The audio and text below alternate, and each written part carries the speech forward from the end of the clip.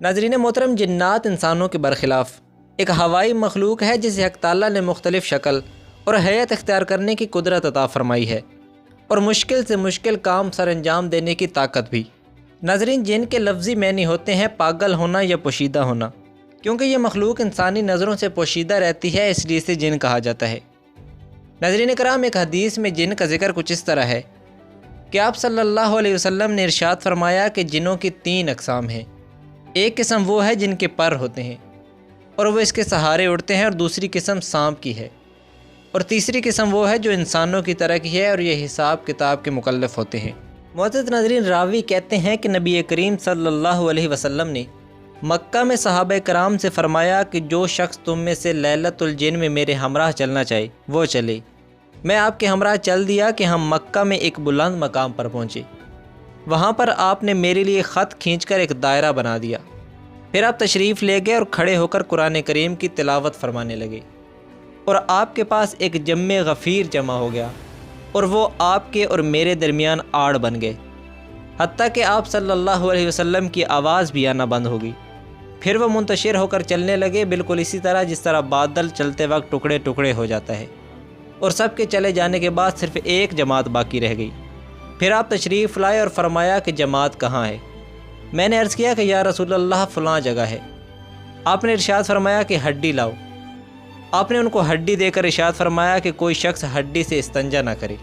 اور بالکل اسی طرح حضرت بلال ابن حرز سے روایت ہے کہ راوی کہتے ہیں کہ ہم ایک سفر میں نبی کریم صلی اللہ علیہ وسلم کے ہمراہ شام کے وقت ایک منزل پر ٹھہرے۔ میں نے آپ کے قریب پہنچ کر ایک شور اور جھگڑے کی آواز سنی، اور ایسی آواز اس سے پہلے کبھی نہ سنی تھی۔ میں آپ صلی اللہ علیہ وسلم کا انتظار کرنے لگا یہاں تک کہ آپ تشریف لائے اور تبسم فرماتے ہوئے بولے، مسلمان اور مشرکین جن میرے پاس اپنا مقدمہ لے کر آئے تھے اور اپنے مسکن کے بارے میں فیصلہ چاہتے تھے۔ میں نے مسلم جنات کو حبس میں اور مشرکین جنات کو غور میں ٹھہرنے کا حکم دیا۔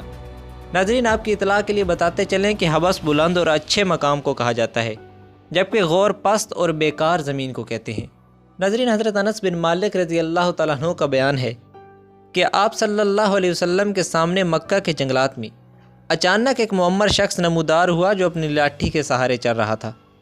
اسے دیکھ کر نبی کریم صلی اللہ علیہ وسلم نے ارشاد فرمایا کہ یہ بڑے میاں چال اور آواز سے جن معلوم ہوتے ہیں۔ وہ فوراً بولا کہ جی ہاں۔ اس کا جواب سن کر آپ نے ارشاد فرمایا کہ تم کون سے جن ہو؟ اس نے کہا میرا نام حامہ ابن ہیم بن لاکیس بن ابلیس ہے۔ تو آپ نے فرمایا کہ تیرے اور شیطان کے درمیان تو صرف 2 پشتوں کا فاصلہ ہے۔ اس نے جواب دیا کہ جی ہاں۔ پھر آپ نے دریافت کیا کہ تمہاری عمر کتنی ہے؟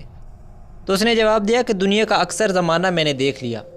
جس رات قابیل نے حابیل کو قتل کیا میری عمر چند سال کی تھی، میں ٹیلے سے چھلانگ لگا رہا تھا اور خوش ہو رہا تھا۔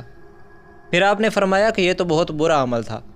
اس نے کہا کہ اے اللہ کے پیارے نبی، آپ پر درود و سلام ہو، غصہ نہ کیجیے کیونکہ میں ان لوگوں میں سے ہوں جو حضرت نوح علیہ السلام پر ایمان لائے تھے، اور میں نے بھی ان کے دست مبارک پر اللہ سے توبہ کی تھی، اور میں نے ان کو دعوت کے کام میں تعاون دیا تھا اور انہیں راضی کیا تھا۔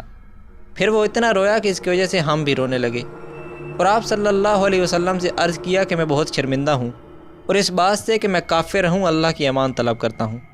اور میں حضرت ہود علیہ السلام سے ملاقات کر کے ان پر ایمان لایا، اور حضرت ابراہیم علیہ السلام سے بھی میری ملاقات ہوئی ہے، اور جس وقت آپ کو آگ میں ڈالا گیا میں آپ کے ساتھ تھا، اور حضرت یوسف علیہ السلام کو جب کنویں میں ڈالا گیا تو میں ان سے پہلے کنویں میں پہنچ گیا، اور حضرت شعیب علیہ السلام سے بھی میری ملاقات ہوئی ہے، اور حضرت موسیٰ علیہ السلام سے بھی، اور حضرت عیسیٰ علیہ السلام سے بھی۔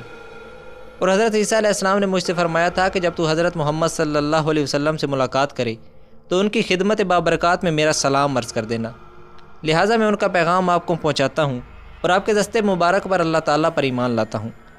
آپ نے سلام کا جواب دیتے ہوئے فرمایا کہ اللہ تجھ پر اور عیسیٰ ابن مریم پر سلامتی نازل کرے، تو کیا چاہتا ہے؟ اس نے عرض کیا کہ حضرت موسیٰ علیہ السلام نے مجھے توریت سکھائی تھی اور حضرت عیسیٰ علیہ السلام نے انجیل، تو آپ مجھے قرآن سکھا دیجیے۔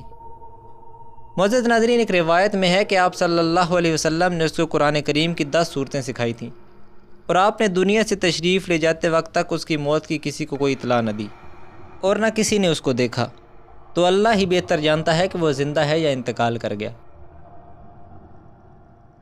ناظرین، جنات کے حوالے سے اگر یہ پیشکش اچھی لگی ہو تو اسے لائک کر کے چینل کو سبسکرائب کر دیں۔ آئندہ آنے والی ویڈیو تک ہمیں دیں اجازت۔ اللہ حافظ۔